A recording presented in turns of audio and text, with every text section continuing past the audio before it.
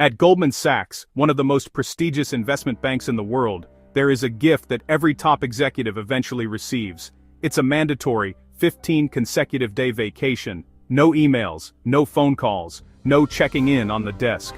To the outside world, it looks like a pinnacle of corporate wellness, a generous reward for the grueling hours of Wall Street.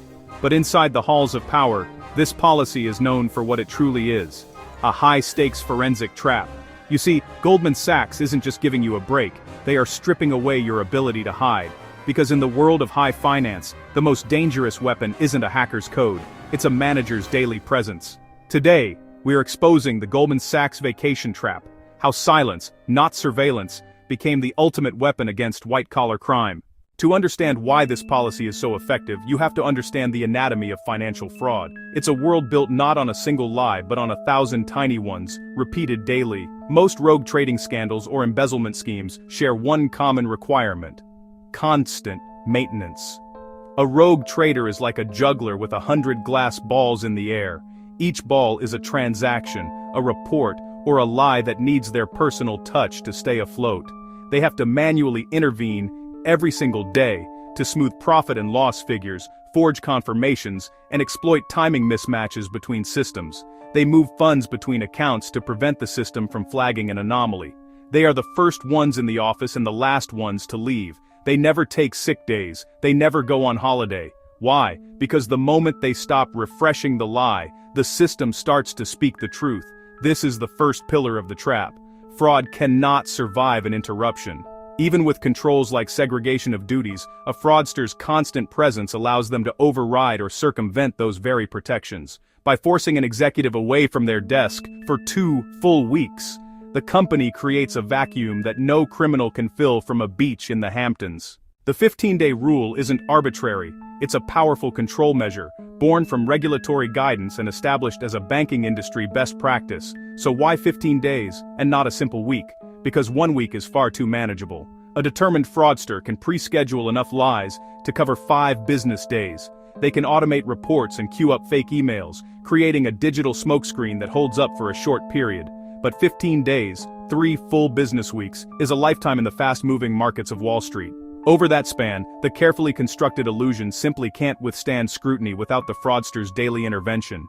During this time, the executive is legally and technically barred from accessing the bank's systems. No emails, no calls, no remote logins. This is the forensic audit disguised as a holiday. While the employee is drinking a cocktail in the Caribbean, a team of internal auditors is literally sitting in their chair.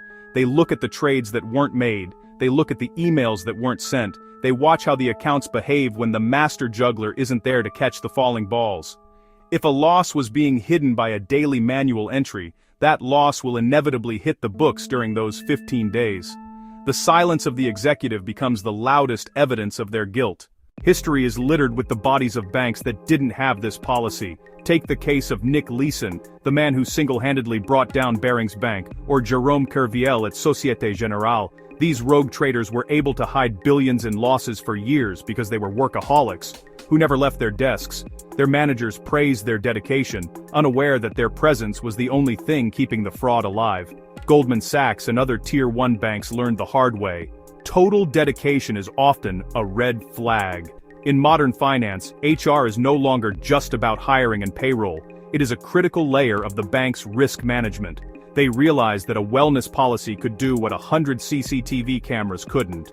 They turned the human need for rest into a strategic window for discovery. The brilliance of the Goldman policy is its framing. By calling it mandatory vacation instead of mandatory audit, the bank avoids the culture of paranoia that comes with constant suspicion. It allows them to monitor every high-risk employee under the guise of caring for their mental health. It's a Trojan horse. If you refuse the vacation, you look like a threat to the culture. If you take the vacation and you're guilty, you've just walked into a trap. This is the ultimate evolution of human resources in the 21st century, where policies are designed to solve for human psychology as much as for business efficiency. At Goldman, they know that the best way to catch a wolf is not to hunt it, but to simply remove its cover and see what happens when the sun stays up for 15 days straight. The lesson for every leader is profound. True transparency isn't what people do when you are watching, it's what happens when they are gone. A healthy organization must be able to function perfectly in the absence of any one person. This requires a proactive leadership checklist, robust coverage plans, mandatory job rotation, regular access reviews, and clear audit trails. If your business depends on the constant manual intervention of a hero who never takes a day off, you aren't running a business, you're running a risk. And this isn't just for finance. In IT operations, it prevents hidden system dependencies. In procurement, it exposes unauthorized vendor relationships. The principle is universal. Absence reveals the truth of your processes. In the end, the Goldman Sachs rule proves that the most powerful tool in an HR professional's kit isn't a new software or a better interview. It's the courage to demand silence, because only in that silence can you hear the truth. I'm HR Insight. If you're ready to see the world of business through a different lens, subscribe to join our community. Together we can build more transparent workplaces, one story at a time. I'll see you in the next deep dive.